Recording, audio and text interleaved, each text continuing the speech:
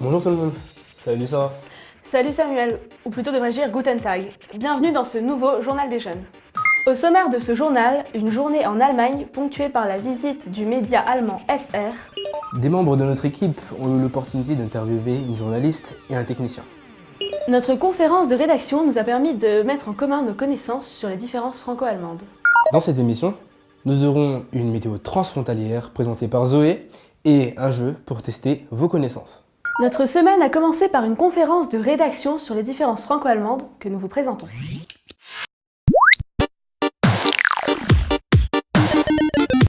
Alors, chacun de vous va nous dire c'est quoi l'Allemagne.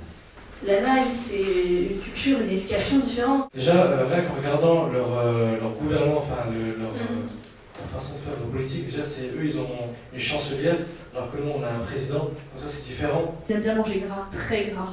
Les bretzels, la bière, les pommes de terre, saucisses qui dégoulinent de graisse. Pour moi, l'Allemagne, c'est surtout un endroit de consommation, déjà rien qu'avec leurs marques typiques comme Haribo et Kinder. Puis les magasins qu'on trouve partout, les fast-foods, les lieux culturels. Je suis déjà partie en Allemagne et j'ai fait des shopping là-bas. Là-bas, c'est moins cher et ici, c'est un petit peu haute. Après, il y a l'architecture aussi qui est vachement différente. Par exemple, quand on regarde la Trèves, les rues romaines, ils ont plein de trucs de style rococo. C'est très rose, très doré. Donc la voiture, elle existe toujours, c'est la Volkswagen, et d'où la publicité Volkswagen Das Auto. Il y a l'autoroute. Nous, on a une limitation de vitesse, alors qu'il y a des pans d'autoroute où ils roulent à la vitesse qu'ils veulent. C'est pour ça qu'il y a plein de Français d'ailleurs, quand ils achètent des grosses voitures, qui vont en Allemagne tester le moteur à fond sur les autoroutes là. Et en Allemagne, justement, est-ce que vous savez un peu comment ça se passe à l'école? Ils commencent les cours un peu plus tôt que nous, genre vers 7h30 je crois. Et ils finissent vers 14h effectivement, mais après l'après-midi, sont des activités, c'était... je sais plus comment ça s'appelle. Le diminutif c'est AG, mais c'est un nom un peu trop compliqué pour moi. Et c'est une espèce de club en fait fait par les écoles, enfin ils ont... C'est gratuit, ils ont des horaires, par exemple, ils peuvent faire un club de théâtre, un club de sport, il y a des clubs pour tout. Maintenant, je comprends mieux pourquoi les Allemands trouvent les Français bizarres et les Français trouvent les Allemands bizarres. D'ailleurs, parlons-en de ce couple franco-allemand, le couple le plus puissant d'Europe. On va jouer à un jeu. Détendez-vous et jouons.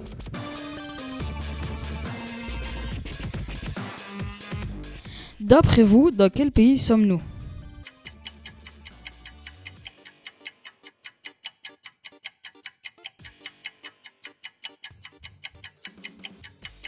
Nous sommes en Allemagne, car le feu orange passe dans les deux sens. D'après vous, où se situe cette pharmacie ?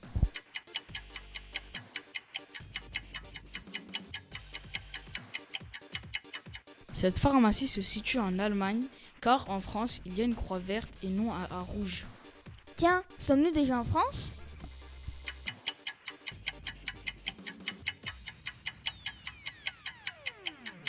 Contrairement à ce que vous auriez pu penser, nous sommes toujours en Allemagne.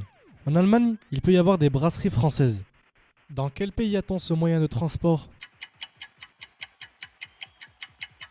Cette fois-ci, nous sommes bien en France et plus précisément à Metz. C'est à cet endroit que nous retrouvons le métier. Et maintenant, fini de jouer. Rejoignons notre équipe en Allemagne pour visiter les locaux de l'ASR. Notre envoyé spécial est déjà sur place. Méliana, tu me reçois ? Méliana, du hörst mich? Oui, studio, je vous reçois 5 sur 5. Nous sommes actuellement en Allemagne, plus précisément à Saarbrück, où nous allons y visiter les locaux de l'ASR et faire la rencontre de la journaliste Lisa Hutt et un technicien.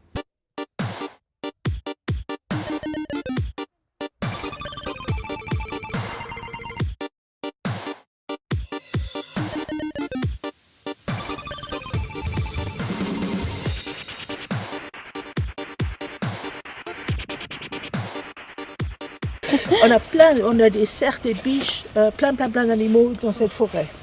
Mais on fait aussi du programme, de la radio et de la télé, et c'est ce que je vous vais montrer maintenant. Vous me suivez ? D'abord, pour commencer, pouvez-vous vous présenter? Qui je suis? C'est ça.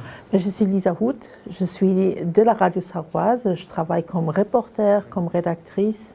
Je travaille aussi pour l'Internet et comme reporter, je suis toujours en France. Comme on dit souvent, les journalistes, ils donnent leur opinion.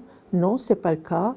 Moi, je donne ce que j'ai vu de façon compréhensible. Et ce que faisons nous, moi, je suis comme reporter, je suis dehors, mais il y a les rédactions, ils décident ce qu'on fait. C'est une personne, ce n'est pas les chefs, ce n'est pas un homme politique ou autre, c'est seulement la rédaction qui décide le programme. Mais ils sont dans les différentes rédactions, ils se donnent rendez-vous chaque mercredi après-midi, 15h30 ici. Et ce pont n'existait pas quand la SR a été construite. Et notre PDG, ancien PDG, il disait il y a un fossé entre la radio et la télé. Il a mis ce pont pour qu'on se croise. Et il y a encore une rédaction télé qui est ici et toutes les autres rédactions. Nous, on se met ensemble plusieurs fois par jour et puis on dit on a un sujet un tel. Et qu'est-ce qu'on fait? Il faut être convaincant comme reporter ou comme rédacteur et à la fin, il y a le programme. Vous pouvez nous dire quand est-ce que SR3 est né? La SR, le Saarländische Rundfunk. Fin des années 50, la SAR, elle était indépendante, elle était rattachée à la France, elle est redevenue allemande. Et à ce moment-là, ils ont créé la SR. Et d'abord, c'était la radio, la Europawelle, l'onde pour l'Europe, qui allait jusqu'à Moscou. Et tous les pays d'ici jusqu'à Moscou pouvaient nous capter. Tous les gens pouvaient nous capter. Et c'était la seule radio de la liberté. C'est pour ça que ça s'appelait Europawelle, onde de l'Europe. Une radio libre. On a eu beaucoup de lettres, beaucoup de gens qui se sont adressés à nous. Et c'est pour ça qu'on était intéressant pour le KGB. Et la Europawelle, c'était la première. Et après, il y avait d'autres ondes, SR3, SR2 et Unser Ding, qui est notre truc, la radio pour les jeunes. Et après, entre-temps, il y avait encore la télé, alors on fait un peu tout. Et l'Internet.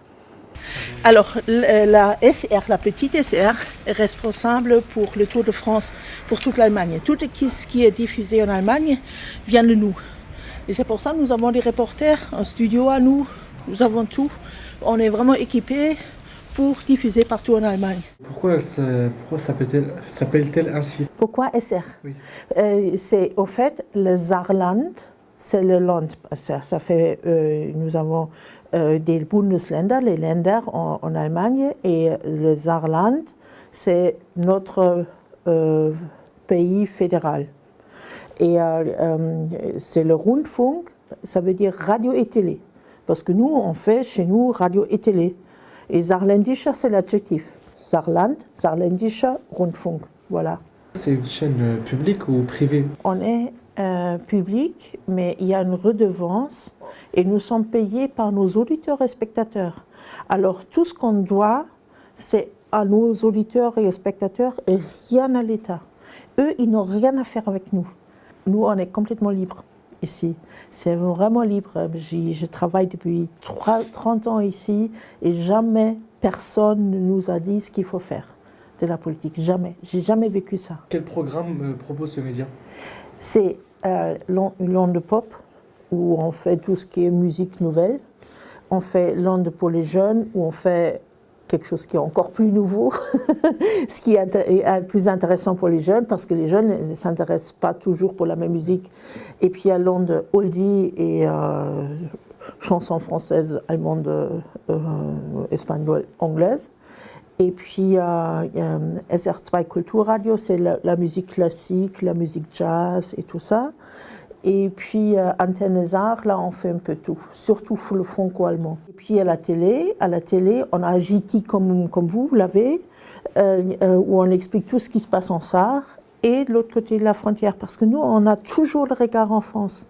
Vous avez rencontré tous ceux qui travaillent sur la France, c'est énorme ce qu'on a. Et il y a beaucoup de gens qui viennent de toute l'Allemagne parce qu'ils peuvent travailler sur la France ici. Alors on a beaucoup de collègues, je dirais une quarantaine, qui travaillent surtout sur la France.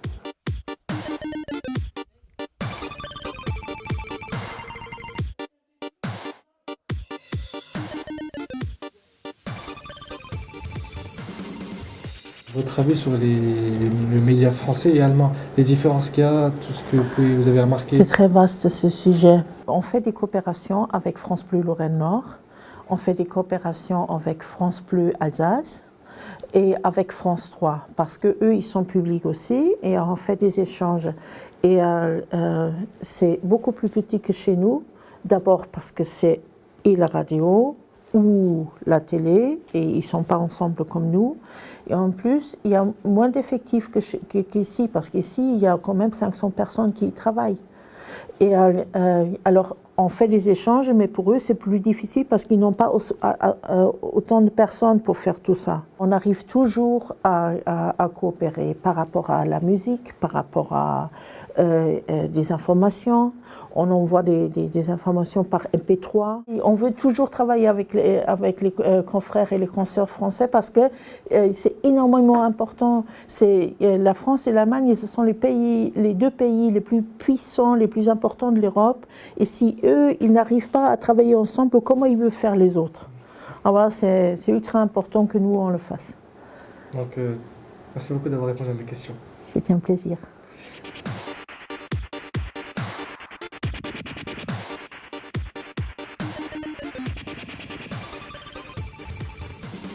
En quoi consiste votre métier? Oui, en fait, notre métier consiste à concevoir et mettre en place tous les nouveaux systèmes informatiques et techniques pour la diffusion et pour que le rédacteur, rédacteur et toute la chaîne, il peut travailler et que notre diffusion, il fonctionne. Et en service technique, on s'occupe de toutes les installations et de toute la mise en place, concept et de la maintenance de tout ce qui est infrastructure technique pour la diffusion et pour la diffusion télé et pour la diffusion radio. Quelles études nous devons faire pour exercer ce métier? Moi, de formation, je suis ingénieur en électronique. J'ai fait des études électroniques et je travaille depuis maintenant 25 ans dans le domaine de la télévision. Avez-vous déjà travaillé pour un autre média? Si oui, a-t-elle différence? Il y a bien sûr de différents systèmes, mais le principe de base, il est identique dans toutes les chaînes de télévision. Je travaillais auparavant chez Arte à Strasbourg, où j'étais responsable de service pour les nouvelles technologies. Merci beaucoup. Je vous en prie.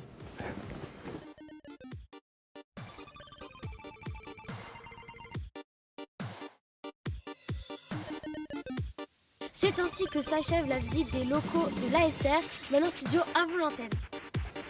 Tag, die Wochentag, heute, morgen.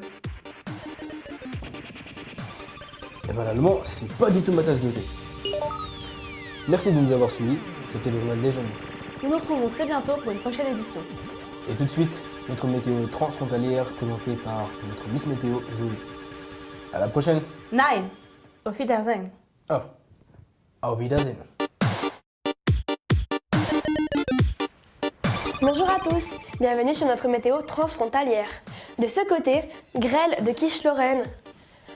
Tempête de bière à Munich. Attention à votre consommation. Pluie de saucisses Wurz sur Saarbrück. Dans les montagnes vosgiennes, avalanche de mousse de bière. Merci de m'avoir écouté. C'était tout pour notre météo du jour. À bientôt. Tchuss.